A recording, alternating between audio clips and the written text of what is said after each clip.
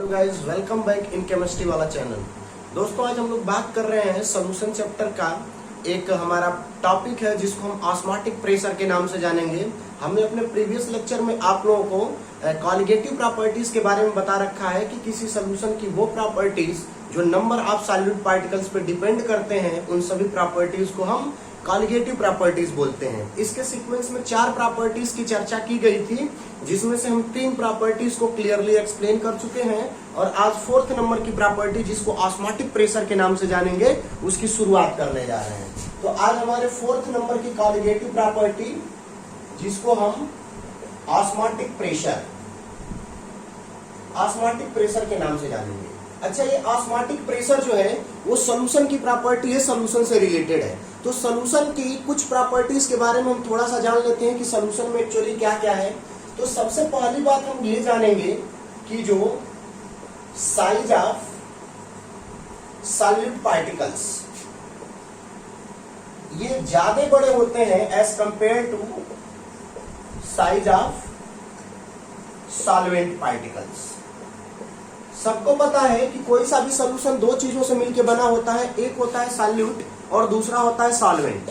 तो सबसे पहली बात ये जानेंगे कि जो सॉल्यूट पार्टिकल्स का साइज होता है वो सॉल्वेंट पार्टिकल्स के साइज से बड़ा होता है। जैसे हम एग्जांपल के तौर पे आपको समझाएं तो हम कहें कि एक सॉल्यूशन है जो शुगर ग्रेन्स और वाटर से मिलकर बना हुआ है।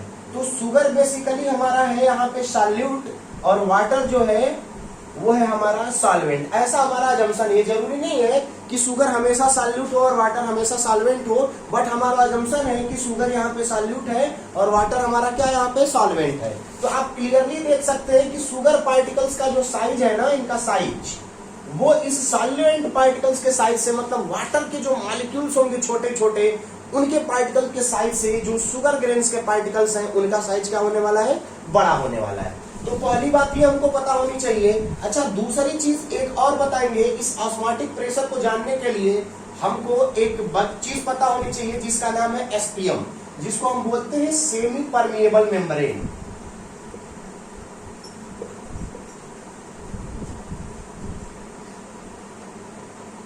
Semi permeable membrane. अच्छा, ये एक फिल्म होती है, पतली सी झिल्ली होती है। मेम्ब्रेन का मतलब पतली सी झिल्ली। तो ये एसपीएम होता है ना, ये अलाउ करता है for the movement of smaller, very smaller particles, ऐसे बोल सकते हैं। जैसे हम बोल सकते हैं सॉल्यूशन के केस में solvent through it and does not allow larger particles. जैसे हम लार्जर पार्टिकल्स को बोल सकते हैं सॉलिड। तो सेमी परमिएबल मेम्ब्रेन जो एसपीएम है ना, ये एक झिल्ली होती है, पतली सी झिल्ली, एक पतली सी मेम्ब्रेन होती है, फिल्म होती है, जो अलाउ करती है for the movement of very smaller particles. यहाँ पे देखिएगा मूवमेंट जो हो रहा है इससे, वो बहुत ही छोटे पार्टिकल्स, जिसको हमने क्या बोल दिया है सॉल्वेंट, क्योंकि हमने बोल रखा है कि सॉल्यूट के पार्टिकल्स का साइज जब सॉल्वेंट के पार्टिकल्स के साइज से बड़ा है, तो ऑब्वियस सी बात है कि सॉल्वेंट के पार्टिकल्स का साइज छोटा है और सॉल्यूट के पार्टिकल्स का साइज बड़ा है। तो SPM semi permeable membrane smaller particle solvent को तो खुद से होकर के अलाउ कर रही है, लेकिन सॉल्यूट के पार्टिकल्स जो कि बड़े हैं वो इससे होकर के इधर उधर नहीं जा सकते। जैसे मैं कहूंगा आपसे कि देखिए, ये है आपका एक सेमी परमिएबल मेम्ब्रेन। चलिए हमने इसको एक बाउंड्री मान लिया, एक सेमी परमिएबल मेम्ब्रेन है। हमने इधर ले लिया पार्टिकल्स, तो इधर मान लीजिए आपके कुछ बड़े बड़े पार्टिकल्स हैं, जिसको हमने बोल दिया ये है सॉल्यूट। अच्छा, इधर बहुत छोटे छोटे पार्टिकल्स हैं इस साइड, तो देखिएगा इनका साइज बड़ा ही छोटा है, इनका साइज बड़ा ही बड़ा है। अब यदि इस सेमी परमिएबल मेम्ब्रेन एक पतली सी झिल्ली, यदि हम कहें कि इनको इधर आने देगी, तो शायद इनके फ्लो को ये अलाउ नहीं करेगा। लेकिन ये छोटे छोटे पार्टिकल्स जो हैं, जिसको हम बोल सकते हैं इधर सॉल्वेंट है, इनको इधर से ये मूवमेंट को क्या कर रहा है, अलाउ कर रहा है। तो ये हमारा है एसपीएम, एक सेमी परमिएबल मेम्ब्रेन जो कि छोटे छोटे पार्टिकल्स को खुद से होकर के तो मूवमेंट को अलाउ कर रहा है, लेकिन जो सॉल्यूट के पार्टिकल्स हैं वो साइज में थोड़े बड़े हमको दिख रहे हैं, उनके मूवमेंट को अलाउ नहीं कर रहा है। तो हम दो चीजों के बारे में यहाँ पे सीख पाए, एसपीएम सेमी परमिएबल मेम्ब्रेन और सॉल्यूट और सॉल्वेंट के पार्टिकल्स के साइज के बारे में। अब हम देखेंगे इसके बाद कि ऑस्मोसिस क्या है। तो ऑस्मोसिस बताएंगे अभी कि एक ऐसी प्रोसेस जिसमें सॉल्वेंट के पार्टिकल्स एसपीएम से हो करके और मूव कर जाते हैं, जबकि सॉल्यूट के पार्टिकल्स मूव नहीं कर पाते, तो इस पूरी फेनोमेना को हम बोलेंगे ऑस्मोसिस। तो ऑस्मोसिस को आइए क्लियरली समझने की कोशिश करते हैं। ऑस्मोसिस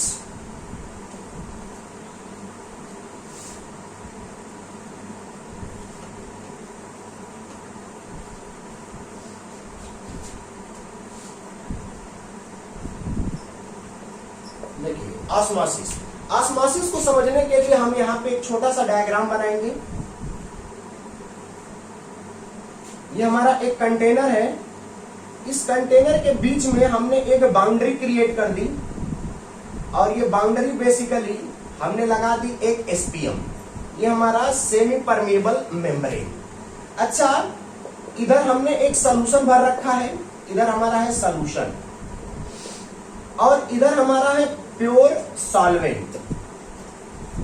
इधर है हमारा प्योर सॉल्वेंट, ये हमारा सॉल्यूशन, और ये जो हमको फिल्म दिख रही है ये हमारी एसपीएम सेमी परमिएबल मेम्ब्रेन। तो इधर आपके सॉल्यूट के भी पार्टिकल्स होंगे, सॉल्वेंट के भी पार्टिकल्स होंगे, और इधर केवल और केवल हमारा होगा प्योर सॉल्वेंट। ठीक है, तो एसपीएम हमको पता है कि एक ऐसी मेम्ब्रेन होती है, एक ऐसी झिल्ली होती है जो खुद से हो करके सॉल्वेंट के पार्टिकल्स को तो सॉल्यूशन की तरफ मूव करेगी, क्योंकि देखिए इस सॉल्यूशन के अंदर जो है ना वो आपका है सॉल्यूट भी और सॉल्वेंट भी, इधर केवल और केवल आपका क्या है सॉल्वेंट। तो क्लियर कट बात है कि सॉल्वेंट जो होगा वो इधर से होकर के इधर की तरफ क्या करने वाला है, मूव करने वाला है। तो आपके सॉल्वेंट के पार्टिकल्स इस प्योर सॉल्वेंट से इस सॉल्यूशन की तरफ क्या करने लग रहे हैं, मूव करने लग रहे हैं through this SPM.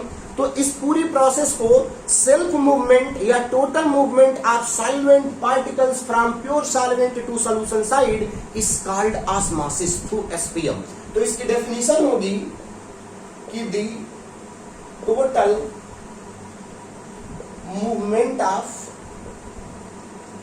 solvent particles from pure solvent side to solution side through SPM is called osmosis। तो ये इसकी एक बेहतरीन डेफिनेशन हमारे सामने हुई कि total movement of solvent particles from pure solvent side to solution side through SPM. SPM से होकर के सॉल्वेंट के पार्टिकल्स का total movement of solvent particles from pure solution side to from pure solvent side to pure solution side through SPM, SPM के through is called what, osmosis. तो solvent के particles का total movement solution के side SPM से होकर के हमारा osmosis के नाम से जाना जाएगा। तो ये रही हमारी ऑस्मोसिस की फेनोमेना। अच्छा, एक और छोटी सी बात आपको बता दें, इसको भी जानते रहिए। वैसे काम की जो डेफिनेशन है हमारी वो यही है, न्यूमेरिकल्स वगैरह जो भी आएंगे हम इसी पे करेंगे। सिंपल साधारण सा कॉन्सेप्ट कि जो सॉल्वेंट के पार्टिकल्स है उनका प्योर सॉल्वेंट से सॉल्यूशन के साइड जो मूवमेंट होगा किससे होकर के, एसपीएम से होकर के, इस पूरी प्रोसेस को हम बोलेंगे ऑस्मोसिस। अच्छा, एक छोटा सा कॉन्सेप्ट और आपको हम यहाँ पे समझाने की कोशिश करेंगे। जैसे आप लोग डिफ्यूजन सुने होंगे क्लास 11th, जो गैसियस हमारा स्टेट्स ऑफ मैटर चैप्टर है उसमें आपको डिफ्यूजन के बारे में बताया जाता है, ग्राम्स लॉ ऑफ डिफ्यूजन। तो वहां पे गैसों के डिफ्यूजन की बात की जाती है कि जैसे मैं कहूँ कि ये मान लीजिए आपका एक चैम्बर है और यहाँ पे हमने एक पिन होल कर दिया, इधर आपकी गैसें हैं और इधर भी क्या है, आपकी गैसें हैं। तो यदि मैं कह दूं कि इधर का कंसंट्रेशन C1 है गैसों का और इधर का कंसंट्रेशन C2 है, तो यदि गैसों का कंसंट्रेशन इधर ज्यादा है, मतलब गैसों का अमाउंट ज्यादा है, और गैसों का अमाउंट ज्यादा होगा तो इस साइड प्रेशर ज्यादा होगा और इस साइड प्रेशर कम होगा, तो गैसें जो होंगी ना वो इधर से इधर की तरफ क्या कर जाएंगे, डिफ्यूज कर जाएंगी। ठीक है, तो ये बेसिकली हो गया डिफ्यूजन। तो डिफ्यूजन का मतलब movement of gaseous particles from high concentration area to low concentration area is called what, diffusion. तो जो हमारा ऑस्मोसिस है ना, ये डिफ्यूजन से ही रिलेटेड आपकी फेनोमेना है। यहाँ पे जो सॉल्वेंट के पार्टिकल्स हैं उनका प्योर सॉल्वेंट से और इस सॉल्यूशन की तरफ मूवमेंट हो रहा है through SPM, is called what, osmosis. तो डिफ्यूजन में किसी एसपीएम की जरूरत नहीं है और हमारा ऑस्मोसिस में एक सेमी परमिएबल मेम्ब्रेन की जरूरत है। तो कई बार लोग पूछ देते हैं कि डिफ्यूजन और ऑस्मोसिस में क्या डिफरेंस है, तो आप सीधे सीधे क्लियरली बता सकते हैं कि हाई कंसंट्रेशन एरिया से लो कंसंट्रेशन एरिया की तरफ किसी मैटर का जो मूवमेंट, मतलब कि movement of matter from its high concentration area to its low concentration area is called what, diffusion. यहाँ पे जो ऑस्मोसिस है वो भी एक डिफ्यूजन के तरीके के ही फेनोमेना है, लेकिन यहाँ पे जो डिफ्यूजन होता है वो आपका सेमी परमिएबल मेम्ब्रेन के थ्रू होता है, इसलिए हम इसको क्या बोल देते हैं, ऑस्मोसिस। तो डिफ्यूजन और ऑस्मोसिस में बड़ा ही छोटा सा डिफरेंस होता है। चलिए, ये तो रहा हमारा ऑस्मोसिस और डिफ्यूजन।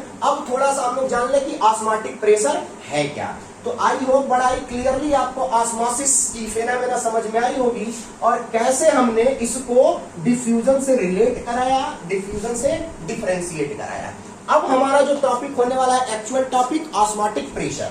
तो ऑस्मोटिक प्रेशर को जानने के लिए हम ऑस्मोसिस के ही फेनोमेना का सहारा लेंगे।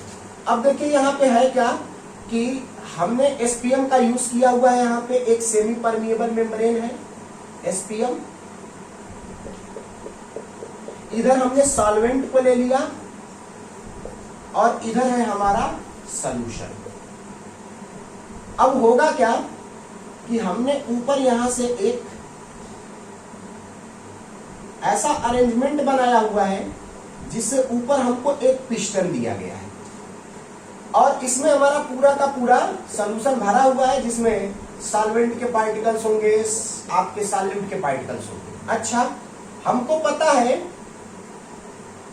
कि जो सॉल्वेंट होगा वो एसपीएम के थ्रू प्योर सॉल्वेंट से इस सॉल्यूशन की तरफ क्या करने वाला है, मूव करने वाला है। तो देखिए ऑस्मोटिक प्रेशर जो होता है ना, वो ऑस्मोसिस की फेनोमेना को रोकने में यूज किया जाता है।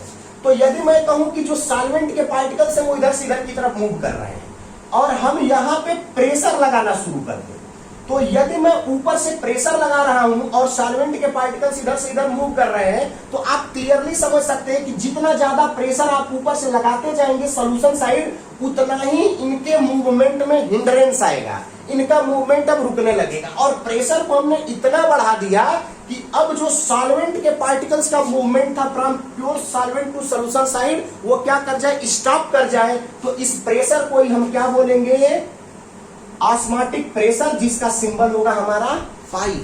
इसका मतलब कि the pressure applied towards solution side to stop the process of osmosis, to stop the movement of solvent particles from solvent side to solution side is called what, osmotic pressure. तो इसकी simple सी definition है कि the pressure applied over solution side to stop the process of osmosis is called osmotic pressure, जिसका symbol होगा पाई। तो बड़ा ही सुंदर डेफिनेशन हमारे सामने आ गया और क्लियरली हम समझ गए कि the pressure applied over solution side to stop the process of osmosis, osmosis के प्रोसेस को स्टॉप करने के लिए सॉल्यूशन साइड में जो प्रेशर हम अप्लाई करते हैं, इसी प्रेशर को हम बोलेंगे क्या चीज, ऑस्मोटिक प्रेशर। क्योंकि जो सॉल्वेंट के पार्टिकल्स थे इनका मूवमेंट हो रहा था इस सॉल्वेंट से इस सॉल्यूशन के साइड, तो यदि हम सॉल्यूशन के साइड प्रेशर लगाने लगे, अप्लाई करें, तो ये सॉल्वेंट के पार्टिकल्स के मूवमेंट को, ये इधर से जो एक्स्ट्रा प्रेशर आपका लग रहा है वो इनके मूवमेंट को स्टॉप कर देगा। स्टॉप कर देने का मतलब कि इनके मूवमेंट को रोक देगा, ऑस्मोसिस को स्टॉप कर देगा। तो इस प्रेशर को ही हम बोलने वाले हैं क्या चीज, ऑस्मोटिक प्रेशर। बड़ा ही क्लियरली समझ में आया होगा आप लोगों को।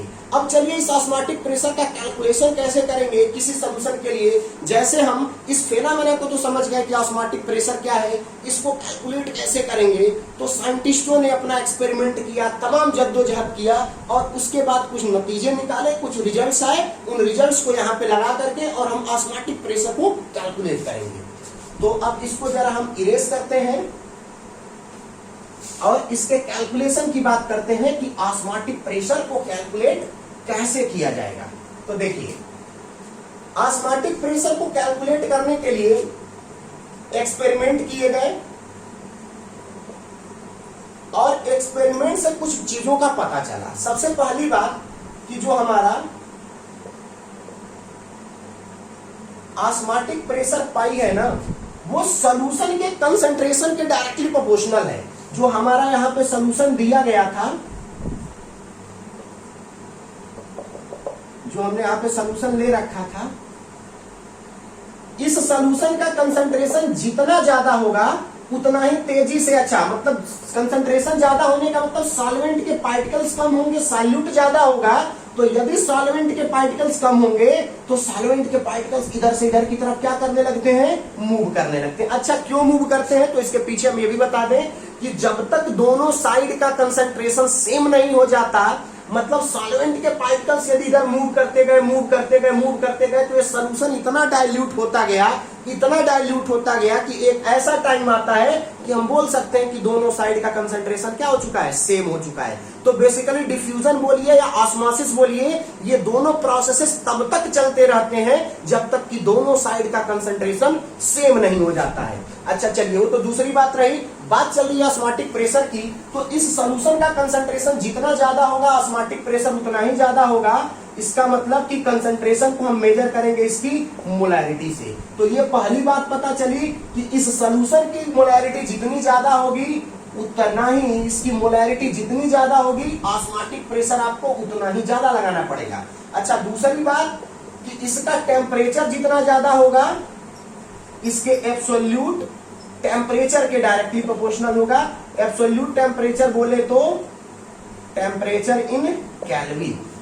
तो दो बातों पे डिपेंड करता है हमारा ऑस्मोटिक प्रेशर कि इस सॉल्यूशन की मोलैरिटी मतलब कंसंट्रेशन कितना ज्यादा है और इसका एब्सोल्यूट टेम्परेचर कितना ज्यादा है।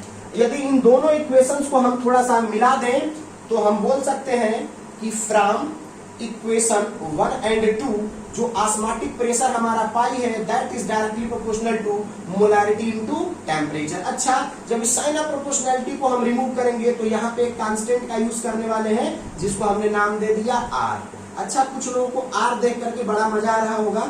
आर जो है, यहाँ पे आर की यदि हम बात करें तो जो आर हमारा है ये है सॉल्यूशन कांस्टेंट, जो कि एक्सपेरिमेंटली गैस कांस्टेंट के बराबर होता है। Class 11 ideal gas equation, gas constant आपका, इसकी जो वैल्यू होती है वो होती है 0.0821 लीटर एटीएम पर केल्विन इंटू मोल। अच्छा, इस आर की जो वैल्यू है ना ये अलग अलग यूनिट्स में अलग अलग होती है, लेकिन हमारे इस पर्टिकुलर चैप्टर में जनरली जो हम प्रेशर यूज करते हैं एटीएम में यूज करते हैं, इसलिए आर की जनरली वैल्यू हम इसको पुट करते हैं। अच्छा, कैलकुलेशन की सुविधा के लिए ये पूरी वैल्यू जो होती है ना ये 1/12 के बराबर होती है। आप चाहें तो 1 में 12 से डिवाइड करेंगे और आप जाएंगे तो आपको एक्यूरेट वैल्यू इतनी ही मिलने वाली है। या तो आप 0.0821 बोलिए या इसी को बोल दीजिए 1/12। कैलकुलेशन की सुविधा के लिए लीटर एटीएम पर केल्विन इनटू का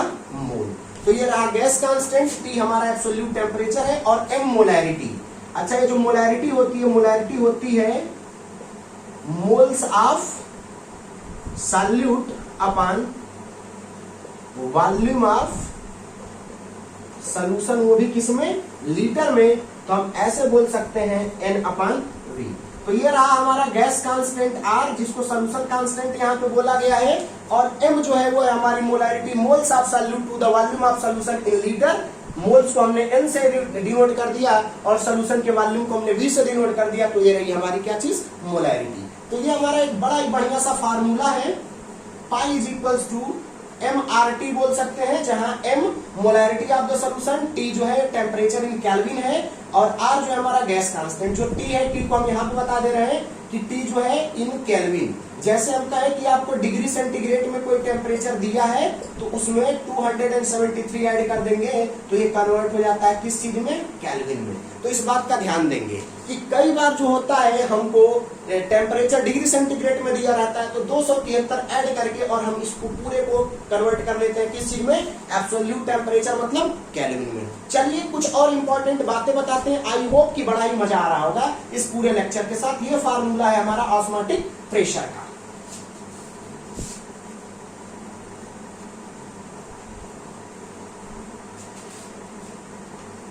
अब देखिए इससे कुछ चीजें निकल करके सामने आती हैं।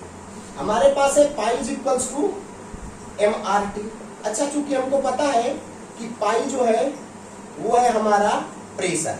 अच्छा, यदि इसको हम एज्यूम्ड एज P, पाई को हम P से यदि डिनोट कर दें, ऐसा हम कर रहे हैं, ऐसा हमको खुद करना है, हम मान रहे हैं कि जो पाई है वो प्रेशर है तो प्रेशर को हमने P से डिनोट कर दिया। अच्छा, जो M है वो मोलैरिटी होती है तो मोल्स अपॉन वॉल्यूम। अच्छा, इन दोनों के यदि इस इक्वेशन में पुट कर दें तो देखिए हमको मिलता है pi is equals to N upon V R into T, और यदि पाई को हम P बोल दें तो P is equals to N upon V R into T, या इसको बोल सकते हैं PV is equals to NRT। अरे वाह, क्या बात, बिल्कुल आइडियल गैस इक्वेशन।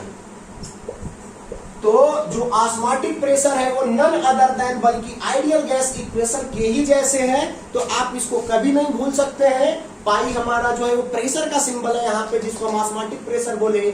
M जो है molarity, moles of solute to the volume of solution in litre, R gas constant और T हमारा क्या है, एब्सोल्यूट टेम्परेचर है। चलिए अब एक दो क्वेश्चन इस पे कर लेते हैं तो बड़ा ही मजा आ जाएगा। जैसे हमारे पास एक छोटा सा क्वेश्चन दिया हुआ है।